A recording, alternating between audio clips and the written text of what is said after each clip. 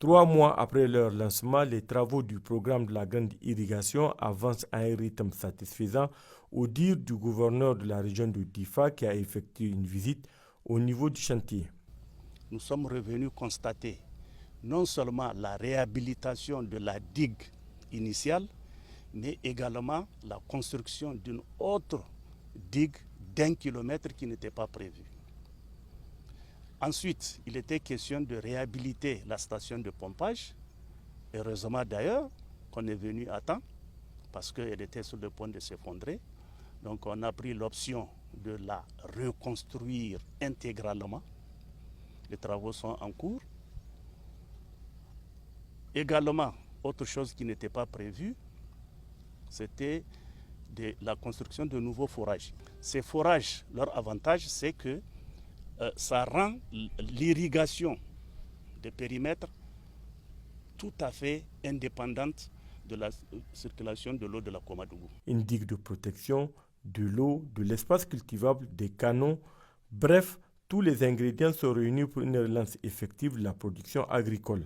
Ce qu'il faut constater, c'est que les travaux sont allés au-delà de nos espérances, au-delà de nos attentes.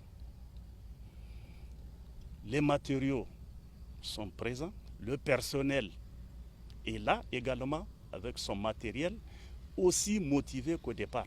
Après les techniciens, ça va nous faire en gros 75 000 hectares qui, si elles sont vraiment mises en valeur, exploitées, elles peuvent couvrir à elles seules et largement les besoins en riz de toute la population du Niger. Ce chantier du programme de la grande irrigation est exécuté par des Nigériens au grand bonheur des Nigériens. Pour ce qui est de la digue de 1,50 km, elle est terminée dans sa globalité. Il y a une autre digue qui a été jugée utile par le conseil technique, à savoir le génie rural et l'ONAHA, après une constatation de 1 km. Elle aussi, elle va finir dans maximum 2 semaines. Donc pour ce qui est de tous les canaux d'irrigation, actuellement on est actif là-dessus.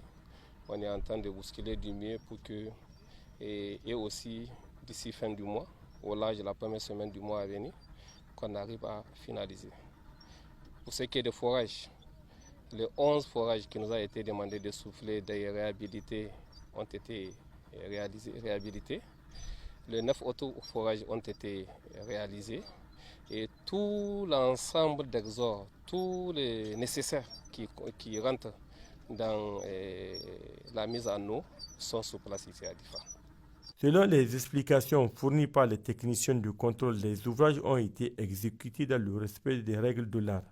Ainsi, Difa pourrait produire plus de 600 000 tonnes de riz par an contre un besoin national estimé à 550 000 tonnes. À l'analyse de ces chiffres, le général de brigade Abdourahmane Tchani, président du Conseil national pour la sauvegarde de la patrie, est sur le point de gagner son pari de la souveraineté alimentaire.